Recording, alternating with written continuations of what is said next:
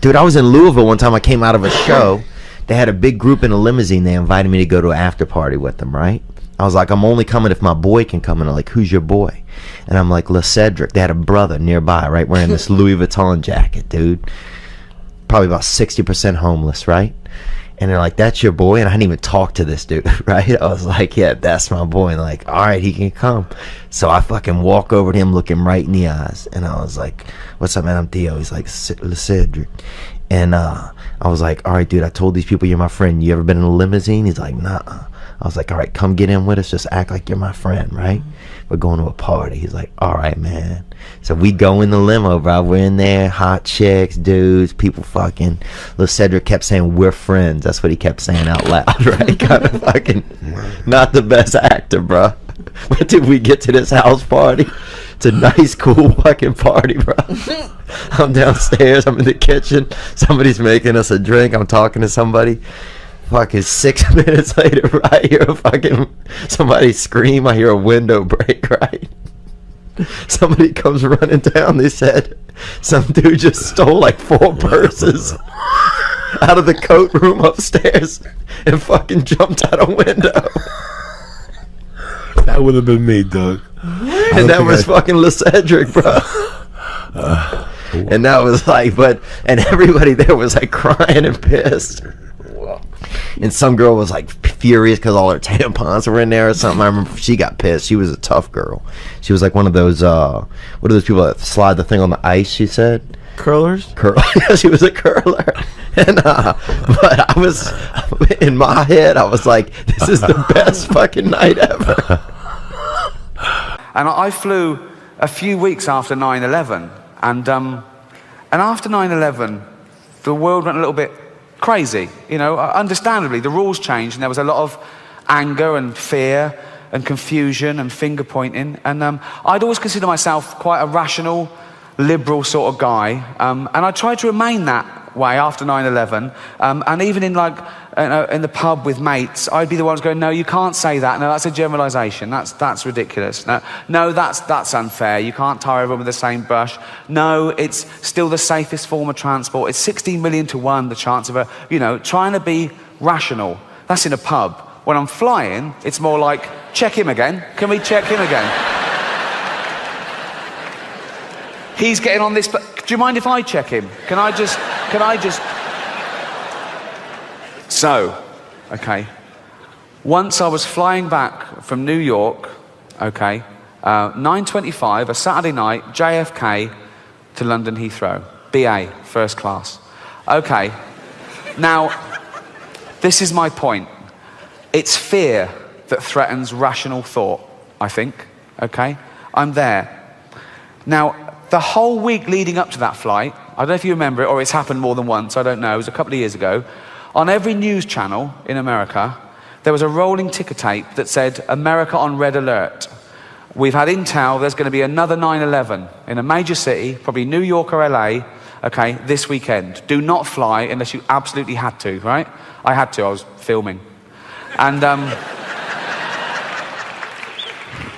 right, so, I'm the only one in the first class lounge, okay? And I still tried to remain rational. I was thinking, no, it's safer now. Everyone's looking for a terrorist today. They'll leave it till Monday, right? And then it happened. The thing that threatened my rational thought. I had a bit of a mini breakdown. Into the first class lounge, about 30 minutes before boarding, came this guy. I don't know whether he was North African or Middle Eastern or Asian, but he had all the gear, right? Beard, steered attaché case, okay? And here's your middle class sort of liberal. I went,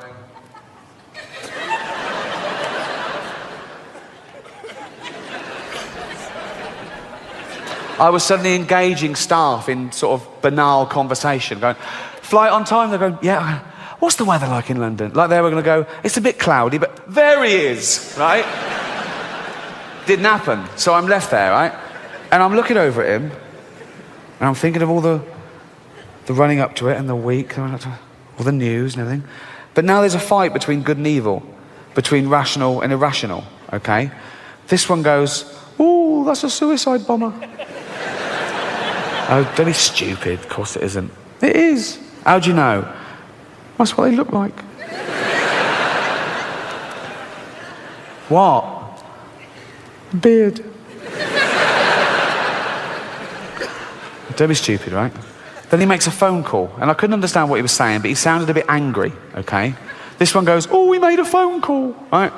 This one, no, you just made a phone call. Yeah, but not in foreign. Right? So shut up, right? He's been checked, like the rest of us, he's been checked.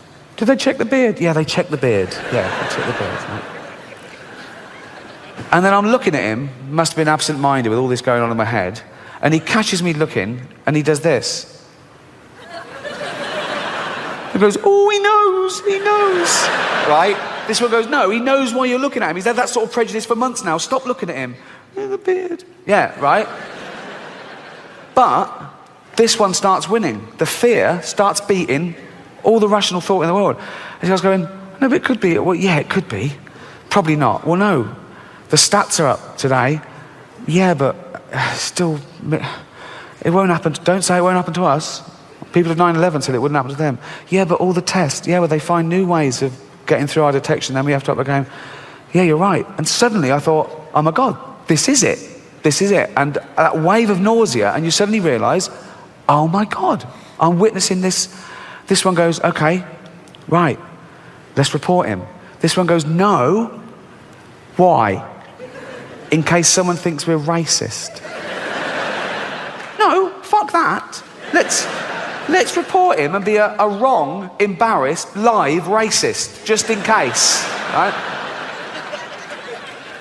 And I go, no, so I don't. And so now I think he is a suicide bomber, and I think I'm going to get on the plane and die, but I'm not going to do anything about it. And I'm nearly in tears. And all this happens in a few moments. And I look over, and he's joined by his wife, who's got all the gear, and his two little girls, okay? And I suddenly go, oh, of course he's not a fucking suicide bomber. If you're off to see 72 virgins, you don't take the wife and kids along. Right? And our minds kind of work the same. And what's funny, I think I've told this story before, is when MTV Cribs came out, we both did a bit on it, and it was ridiculous how similar it was. I think we both even said Britney Spears. I think we both said helicopter. Really? Yeah, I don't know what it was. And I remember I was at the cellar, and I did it, and he was standing there. You know, Greg was a cool fucking dude, man. Yeah. He was a tough dude, too. He grew up in New York when New York was like warriors. And he was like, I used to fight all the time on subways coming home from school. And what I loved about him was he was a real sweetheart, but he hated bullies. And I used to see when someone was bullying somebody, you'd see the bull, like the flame coming in his eyes, and like he'd become this subway Greg. So I always respected that about him. And but anyway, so I get off stage, and then Greg says to me, he goes, oh man, he goes, I hate to do this. And I knew he was going to say, I go, what? I go, which joke? He goes, the MTV Cribs thing. And I'm like, fuck. He goes, it's almost verbatim. I'm like, God damn it. So then we're both standing there, and we had both I made like a CD, and he just did a, I don't know. We both done stuff, and we needed the joke at that moment. Yeah.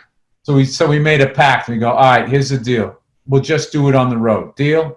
Deal. So neither one of us do it in the city. So, of course, time goes on. There's a million things happening. We both forget. Yeah. So I get my half hour on Comedy Central, and so does he, and we both do the bit. Shut the fuck up. So then the funny thing was mine came out first. Oh. And then his came out, and he called me up, and we were laughing our asses off because it was the early days of the internet, and they were just going in on Greg. You thieving piece of shit. You took it from that Brian Burr guy. Nobody knew me. I was so early in my career. You took it from that redheaded fucking guy.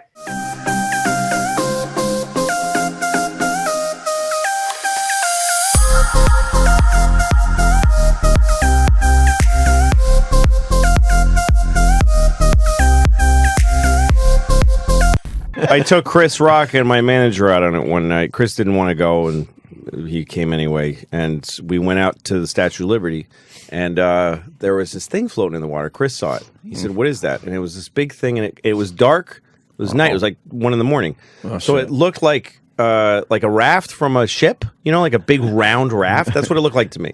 Yeah. And I yelled over, "Hey, is anyone in that boat?" And it didn't have any lights or anything. And then we noticed that it was coming towards us, like kind of with some speed.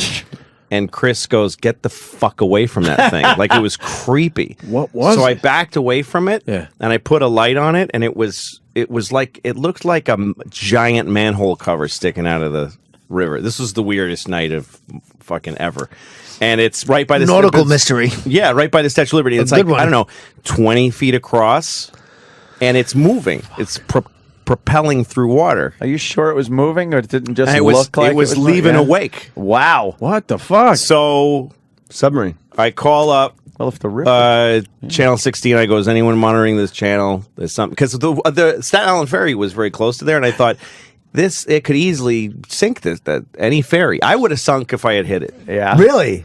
Had you backed away from it by the time you called in? Yeah. And so I called in, and then this woman came on. This is New York Harbor Coast Guard. Give me your home number. I mean, your phone number if you have a phone. So I give her my number, and this guy calls, and he says, "What are you seeing?" And I describe it, and he goes, "Describe it as well as you can." And my manager, I said, "What does that look like?" He goes, "I'm really sorry, but it looks like a submarine." It looks like the top of like the hatch of a submarine. So I go, "I don't want to cause a problem, but it looks like the hatch of a submarine." And it's headed towards Lower Manhattan. Like that's what I'm seeing, and I'm sure it's not that. But my main concern is it's not lit, and it could cream anything that hits. It's going down. And the guy goes, "All right, well, I'll call a boat and send him to you." So he hangs up, and like 20 minutes later, there's nobody there. And I call him back, and we have the light on it, and I have this weird feeling like, is it going to shoot at us? Like, what is this thing? Like, we were really freaking out. Fucking starts coming at you. Yes. Chris Rock fell asleep. Like, he's just like, you guys are idiots, and he went to sleep. You're wearing white people life shit. vests? That's white people No. shit. You don't wear life vests No. on your boat? No, I don't usually. The should kids do. Observe water safety. What are you, Yeah. fucking Quint? Never put on a life jacket again. Take a bat to the radio. Submarine in the water. Our submarine.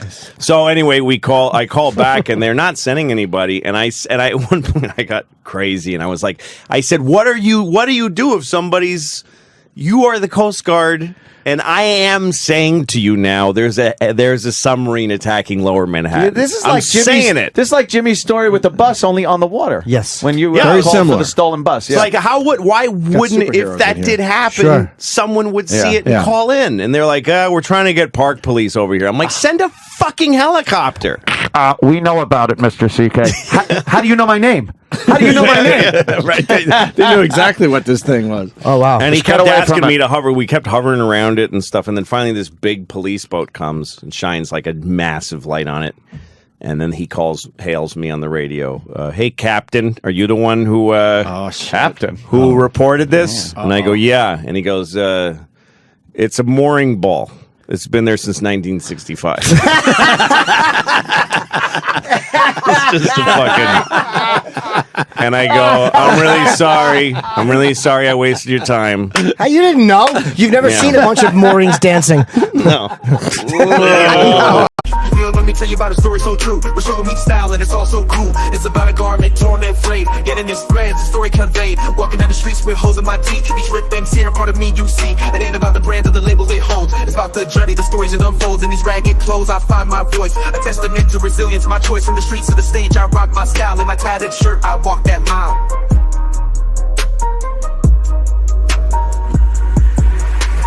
Ripped and torn, but still I stand in my ragged attire. I command, it's not just fabric, it's a statement. I preach in my threadbare garment, I find my reason.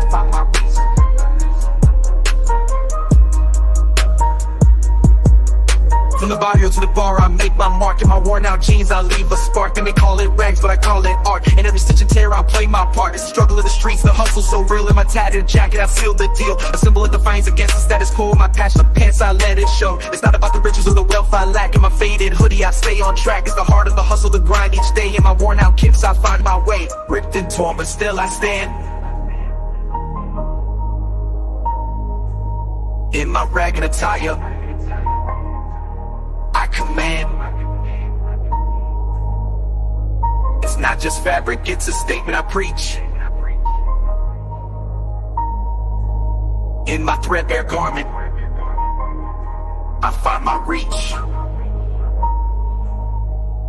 So here's to the ones with the clothes that tear in our patched up attire we have, so let the world see our garments worn. For in our rags, our stories are born. In the language of the streets we speak. In our torn up clothes we find our peak. I know. That was delicious. Well, that's all right. You thought it was Sean Connery defecting. How are you supposed to know? Mooring ball. Oh, big iron fucking floating. It's on a chain. Yeah, I guess people tie up to it. Yeah, and I'm like, big what if ships. you don't see it? And everybody, the guy in most people navigating those waters know what the fuck they're doing. Right. That's why. It's probably marked on a chart that there's a mooring ball Probably there. is. When you were off to the side getting away from, because you initially said it was coming towards you, leaving away. It looks like it was going towards me because it's on a chain to the bottom. Yeah. So when the current takes it, it looks like it's moving. It's not just drifting I or was bobbing. gonna say it must have just the river moving, the current. I have no business being on the water because because it looks that. like it's moving in one direction to me because I'm fucking moving. So it's making like a sure. circle. And I keep moving around it, and I'm going, holy shit! Where the fuck it's going are we? towards. Jeez, we're really moving far away. There's a giant thing coming out of the water. That's the Statue of Liberty, you idiot. There's like a floating sea from another planet. That's Manhattan. That's New York City. It's Atlantis. I'm sorry. I found Atlantis. Were you like running through a fantasy in your head of Louis C.K. Fucking terrorists thwarted by comic Louis C.K. You know what's great? All Anthony said was Louis C.K. and we all burst out laughing. We all knew the text. He's just daydreaming like, Yes, everybody's going to know now that I'm really a captain. Homeland Yes, Security. but instead the headline reads, in quotes, comic arrested for pranking police department. I'm a local comic.